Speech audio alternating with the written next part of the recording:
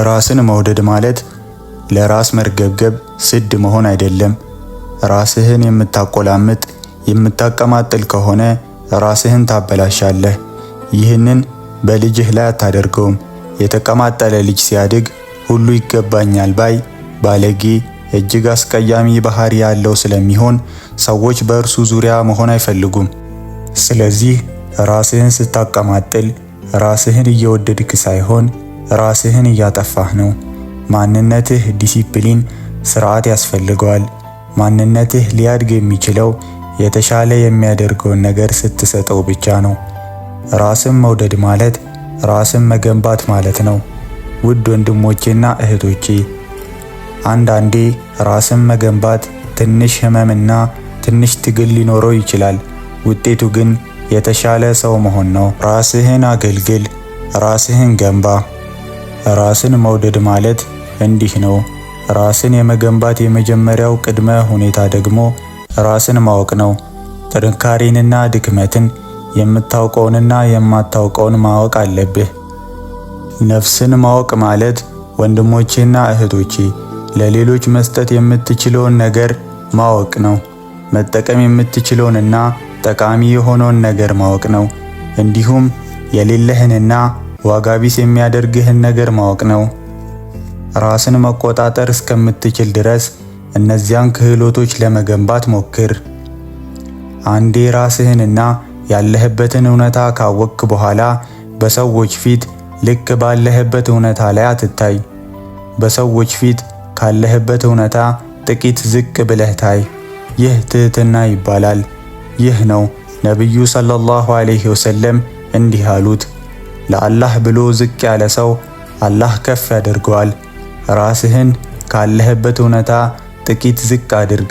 ከሆንከው በላይ ራስህን ከፍ አድርገህ ካሳየህ ወደ ኩራት፣ ኪብር እና ወደ ግብዝነት ክልል እየገባህ ነው። ግብዝነት ደግሞ ተመልሶ ያሳድድሃል። ከዚያ በኋላ በራስ መተማመን ማጣት ይገጥመሃል። ምክንያቱም ትወድቃለህና። ነብዩ ሰለላሁ ዐለይሂ ወሰለም አላህን ራስን ዝቅ አድርገህ እንድትመለከት፣ እንድታዋርድ እንዲያደርግህ እንዲለምኑ ተናግረዋል። እንዴት ነው ራስን ማዋረድ የሚቻለው ተብለው ሲጠየቁ ማድረግ እንደምትችል እያወቅ ወደ አንድ ተግባር ወይም ስራ መግባት ብለዋል። ስለዚህ ራስህን እወቅ። የማትችለውን ነገር በመጫን ራስህን አታዝል። በአቅምህ ልክ ስራ። ጥንካሬህንና ድክመትህን እወቅ። በትህትናም ቆይ። ወንድሞቼና እህቶቼ፣ ይህ የመጀመሪያ ነገር ነው። ከዚህ በፊት በአውሮፕላን ተሳፍራችሁ ታውቃላችሁ? በእርግጥ አብዛኞቻችን ተሳፍረናል። አውሮፕላኑ ከመነሳቱ በፊት የበረራ አስተናጋጆች እንዲህ ይላሉ፣ ያልተጠበቀ አደጋ ቢከሰት የኦክሲጅን ማስክ ከላይ ይወርዳል። ምን ይላሉ? ለሌሎች ከመርዳታችሁ በፊት ማስኩን በራሳችሁ ላይ አድርጉ ይላሉ። የገዛ ልጅህ ትንፋሽ አጥሮት እየታገለ ቢሆን እንኳ ለምንድን ነው መጀመሪያ በራስ ላይ የምታደርገው? እርሱን መርዳት እንድትችል ነዋ። አንተ መተንፈስ ካልቻልክ እርሱ እንዲተነፍስ መርዳት አትችልም። በእርሱ ላይ አድርገህ አንተ በትንፋሽ እጥረት ብትሞት ልጅህ አብሮህ ይሄዳል ማለት ነው። ልክ ነው። ስለዚህ ወንድሞቼና እህቶቼ ራሳችሁን ማጠናከር አለባችሁ። ስለዚህ በእስልምና ራስን መገንባት የመጀመሪያው ተግባር ነው። ሁለተኛው ደግሞ ራስን ማክበር ይባላል። ራስን ማክበር ማለት ስለ ራስህ ያለህ አመለካከት ነው። ስለ ራስህ ምን ታስባለህ? ስለ ራስህ የምታስበው መንገድ ራስህን የት ጋር እንደምትመድብ፣ ደረጃህ የት እንደሆነ የወሰንክበት መንገድ ነው። ከነብዩ ሰለላሁ ዐለይሂ ወሰለም የህይወት ታሪክ ሲራ የራስ መተማመንህ ከፍ የምታደርግበት ትንሽ ፍንጭ ልስጥህ። እያንዳንዳችሁ በዚህ ምድር ላይ እንድትወለዱ ትመርጣላችሁ። የወሰነውና የመረጠህ አላህ ነው። እርሱ አንተን ፈልጎሃል። አላህ እንዲህ ይላል፣ የአደም ልጆች በእርግጥ አከበርናቸው፣ መረጥናቸው። ስለዚህ አንተ በእርግጥ ልዩ ነህ። አንተ ቀድሞውኑ አስፈላጊ ነህ። ነገር ግን ስለ ራስህ የምታስበው ነገር በዓለም ላይ ትልቅ ለውጥ ያመጣል። ሰዎችን ስታገኝ የምሰጥህ ምክር ይኸውልህ። ሰዎችን ክፉ አድርገህ በዙፋን ላይ ታስቀምጣቸዋለህ፣ ሌሎችን ደግሞ ዝቅ ታደርጋቸዋለህ። ይህ ተፈጥሯዊ ነው። ሰዎች በተለያየ መንገድ እንመለከታለን። በአሁኑ ዘመን አብዛኛው ሰው የሌላውን ሰው ክብር የሚመዝነው በቁሳዊ ነገሮች ነው። ምን አይነት መኪና ይነዳል? ምን አይነት ስራ አለው? በስራውስ ምን ደረጃ ላይ ነው? ምን ያህል ገንዘብ አለው? የታወቀ ወይም ዝነኛ ነው ወይስ አይደለም? በውጪ ገጽታው ያምራል። በማህበራዊ ሚዲያ ብዙ እይታ ላይ ካለው የአሁን ዘመን ሰው የሚመለከታቸው እነዚህን ቁሳዊና ውጫዊ ነገሮች ብቻ ነው። ሙስሊም ግን ሌላ መንገድ አለው። ያንተ ክብር በውጫዊ ገጽታ ወይም በቁሳዊ ነገር ላይ የተመሰረተ አይደለም። በፊትህ ያለውን ሰው ስታጋንነውና ትልቅ ስታደርገው በዚያው ቅጽበት ራስህን ዝቅ ታደርጋለህ።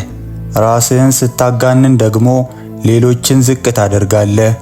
ሁሉም መርዛማ ናቸው። ሁሉም ይገድሉሃል።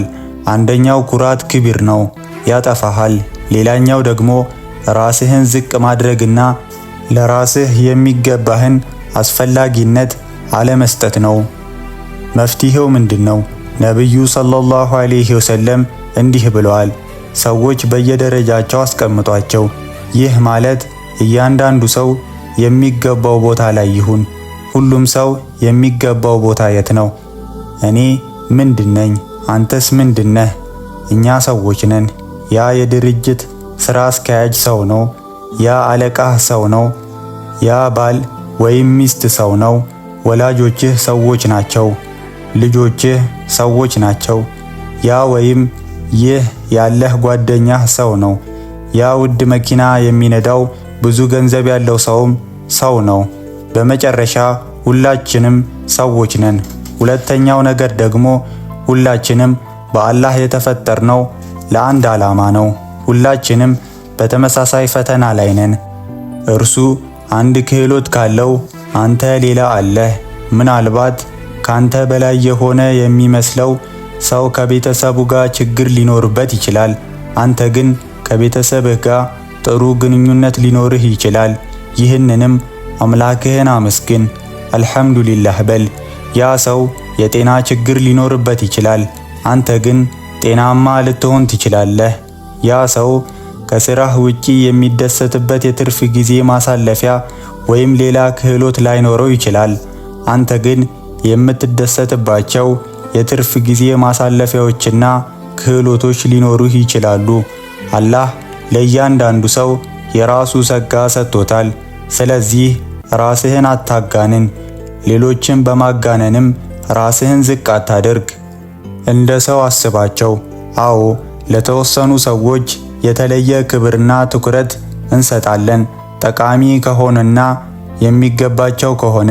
ለምሳሌ እንደ ዑለማዎች፣ ሊቃውንትና ኢማሞች ወይም ለሌሎች ጠቃሚ ለሆነና ያንን ክብር ለሚያገኝ ሰው ክብር ትሰጣለህ። ነገር ግን እነርሱ ካንተ የተሻለ እንደሆኑ ወይም አንተ ከእነሱ የተሻልክ እንደሆንክ ፈጽሞ አታስብ። እነርሱ ከፍ ሊሉ ወይም ዝቅ ሊሉ ይችላሉ። አንተም ከፍ ልትል ወይም ዝቅ ልትል ትችላለህ። ትዕቢተኛ አትሁን። አንዳንዴ ወጣቶች ሲያልፍባቸው እሰማለሁ። እነማን ናቸው እነሱ ይላሉ። አንተስ ማነህ? ራስህን አሳድግ። አንተ ምንም አይደለህም። ይህ ትዕቢት ይባላል። ያልነውን ያስታውሱ። ሌሎችን ዝቅ በማድረግ ራስህን አታጋንን፣ ሌሎችን በማጋነንም ራስህን ዝቅ አታድርግ። ሚዛናዊ ሁን።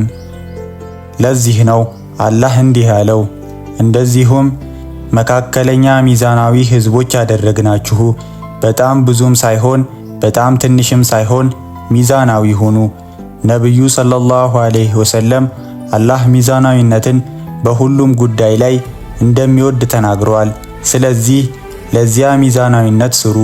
ወንድሞቼና እህቶቼ ለራስ ያለህን ክብር በዚህ መልኩ ተመልከት። ሶስተኛው ደግሞ በራስ መተማመን ኮንፊደንስ ነው።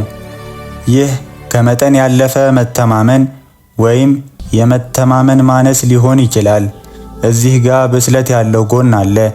መተማመን ምንድነው? ራስህን እየገነባህ መሆንህን ለማወቅ መተማመን ያስፈልግሃል። ለዚህ ሁለት ነገሮች ያስፈልጉሃል። አንደኛው ያንን ነገር ማድረግ እንደምትችል ሊሰማህ ይገባል። ሁለተኛው ደግሞ ያን ነገር ለማድረግ ችሎታው እንዳለህ ማወቅ አለብህ። ችሎታና ስሜት ሲደመሩ መተማመን ይሆናሉ። ሁለተኛው አይነት ብስለት ማቹር ይባላል። ብስለት ማለት ያንን ነገር ለማድረግ ችሎታው እንደሌለህ ማወቅ ማለት ነው። እናም እንደማትችል ይሰማሃል። ለምሳሌ አንድ ሰው ጋር ልጣላ ብልና ያ ሰው ሰልጥኖ እኔ ግን ስልጠናው እንደሌለኝ ባውቅ ችሎታው እንደሌለኝ አውቃለሁ፣ እንደማልችልም ይሰማኛል። ስለዚህ የምዋጋባቸውን ሜዳዎች እመርጣለሁ። የበሰለ ሰው የሚዋጋባቸውን ውጊያዎች ይመርጣል። በሁሉም ነገር ውስጥ ዘሎ አይገባም። ጀግና ለመሆን አይሞክርም። ይህ ኢጎ ይባላል። መጨረሻህም መሬት ላይ መውደቅ ነው። የበሰለ ሰውና አማኝ የሚችለውንና የማይችለውን ይመርጣል። የማይችለውን ትቶ ይሄዳል። ይህም ምንም ችግር የለውም። ሶስተኛው አይነት ከመጠን ያለፈ መተማመን ኦቨር ኮንፊደንስ ይባላል። ይህም ችሎታው እንደሌለህ እያወቅ ግን እንደምትችል ሲሰማህ ነው። ይህን አታድርግ፣ ራስህን ታጠፋለህ። የመጨረሻው ደግሞ የመተማመን ማነስ አንደር ኮንፊደንስ ይባላል። ይህም ችሎታው እንዳለህ እያወቅ ነገር ግን በተግባር ላይ እንድታውልበት ጊዜ ሲመጣ እንደማትችል ሲሰማህ ነው። ለዚህ ነው ነብዩ ሰለላሁ ዐለይሂ ወሰለም አትስነፍ፣ በአላህ ተመካና ወደፊት ሂድ ያሉት። በቻልከው መጠን ደፋር ሁን። የመጀመሪያውን እርምጃ ስትወስድ በሚቀጥለው ጊዜ የሚቀጥለውን እርምጃ ለመውሰድ አቅም ታገኛለህ። ይህ የአማኝ ባህሪ ነው። በነብዩ ሰለላሁ ዐለይሂ ወሰለም የህይወት ታሪክ ውስጥ በአይሁድ ዘመቻ ወቅት እንደምናውቀው የአይሁድ ዘመቻ ወቅት የእስልምና ጠላቶች በመዲና ያሉ ሙስሊሞችን ለማጥቃት መጡ። ትልቅ ጦርነት አከማቹ። ቁጥሩንና የተሰባሰቡትን ኃይሎች ብቻ ካየህ ሙስሊሞች ሊጠፉ ነበር። ታሪኩ ረጅም ነው። በአይሁድ ዘመቻ ወቅት ሙስሊሞች ነብዩን ሰለላሁ ዐለይሂ ወሰለም ወደ ውጪ ወጥተው እንዲዋጉ ያበረታቷቸው ነበር። ነብዩም ሰለላሁ ዐለይሂ ወሰለም ህልም አይተው ነበር። ወደ ሰዎቹ ወጡና በህልሜ ጠንካራ ጋሻ ለብሼ አየሁ፣ እንዲሁም የታረዱ ከብቶች በፊቴ አየሁ አሏቸው። ሰዎችም ምን ይመስሎታል የአላህ መልእክተኛ አሏቸው። እርሳቸውም መዲና ውስጥ መቆየት ያለብን ይመስለኛል፣ ጋሻው እሱ ነው፣ መዲና ናት አሉ። ወደ ውጪ ከወጣን አደጋ ይገጥመናል አሉ። አሁን ሰዎች የአላህ መልእክተኛ ሆይ ይህ ስለ ጦርነቱ ያለው ትርጓሜ ነው፣ እርግጠኛ ኖት አሉ። የአላህ መልእክተኛ ሆይ የተሳሳቱ ይመስለናል አሉ። ነገር ግን ነብዩ ሰለላሁ ዐለይሂ ወሰለም እንደ ትዕዛዝ አልሰጡም ነበር። እንዲህ ሊሆን ይችላል ወይም እንዲህ ሊሆን ይችላል ነበር ያሉት። ሰዎች መውጣት አለብን አሉ። ከእነሱ መካከል ሐምዛ ረዲየላሁ ዐንሁ ነበሩ። የአላህ መልእክተኛ ሆይ እንውጣ፣ በአላህ እምላለሁ እነዚህን ሰዎች እስካልገጠምናቸው ድረስ በማለት በጣም ተማመኑ። ማንነትን ለመገንባት መንገዱ ይህ ነው። አንዴ ካቀድክ፣ ምክር ከወሰድክ፣ ከተስማማህና ውሳኔ ካሳለፍክ በኋላ ግልጽ የሆነ አደጋ እስካልታየህ ድረስ በዚያ ውሳኔ ቀጥል። ያኔ ግልጽ የሆነ ነገር አልነበረም፣ ሐሳቦች ብቻ ነበሩ። ወደፊት እንጓዛለን፣ ዳግመኛም አናወላውልም አሉ። አላህ እንደሚለው አንዴ ከወሰንክ በአላህ ላይ ተመካና ወደፊት ሂድ።